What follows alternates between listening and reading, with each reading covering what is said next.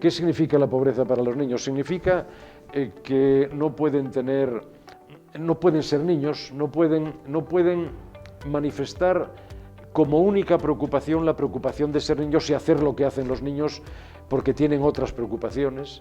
Se manifiesta en materia de trabajo infantil, se manifiesta en la falta de posibilidades de desarrollo, la falta de acceso a la educación, por ejemplo, se manifiesta en la nutrición, se manifiesta en el propio movimiento y en la propia sociabilidad de los niños y de los jóvenes que necesitan moverse ampliamente, necesitan ser niños para poder desarrollarse. Esa falta de ambiente que proporciona la pobreza y que va desde la manifestación de enfermedades hasta las carencias en la educación, cuando envuelve a toda la vida de los niños, provoca fenómenos incluso muy importantes que están detectando las sociedades modernas, por ejemplo, de salud mental. La pobreza en los países que llamamos en desarrollo, en los países de rentas más bajas, tiene unas características mucho más incisivas, ¿no? Pensemos en lo siguiente, pensemos que en estos países hay en este momento del orden de 5 millones de niños al año, 14.000 niños al día, menores de 5 años que mueren por falta de un remedio que está en nuestras manos proporcionarles, por ejemplo, vacunas. Bien, es verdad que hace 3 décadas esta cifra era el doble, por tanto vamos en la buena dirección, pero hay que darse cuenta de que esta es la realidad que tenemos en muchas partes del mundo. La educación, efectivamente, es la principal herramienta que existe para salir de la pobreza. La educación, se ha dicho que la educación es un ascensor social, ¿no? La educación es el único mecanismo que puede garantizar que se rompe la trampa de la pobreza.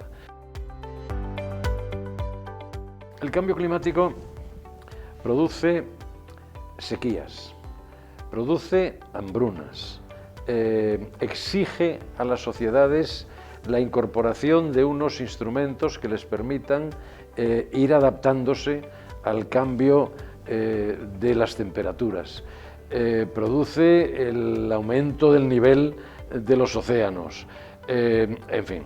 Todo esto, aquellos espíritus más jóvenes que están en formación, como es el caso de los niños en edad temprana y de los adolescentes en edad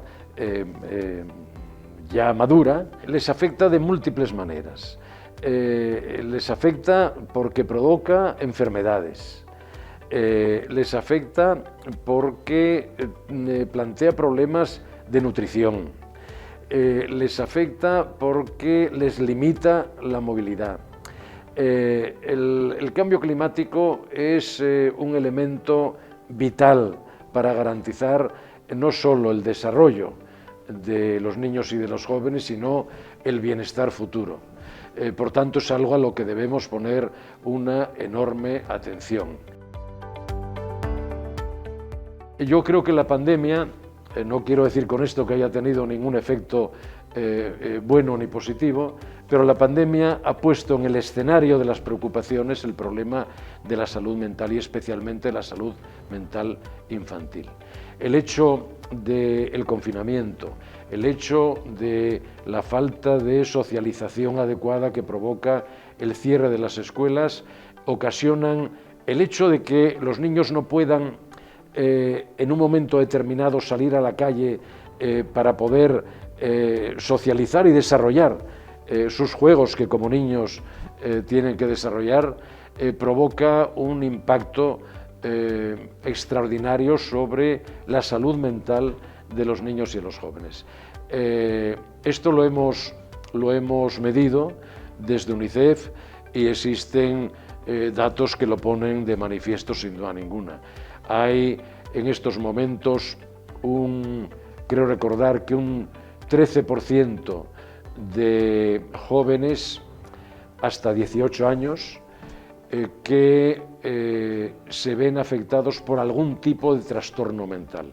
Un 13%, son muchos millones de niños en el mundo.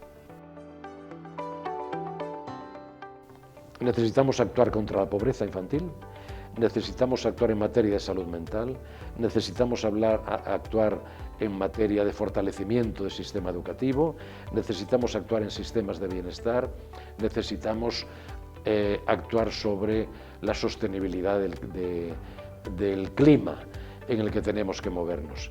Y en concreto tenemos que erradicar determinadas prácticas como las que afectan a las políticas de género o determinadas prácticas que tienen que ver con el trabajo infantil y que están muy favorecidas por todo lo que trae consigo la pandemia, como el cierre de las escuelas.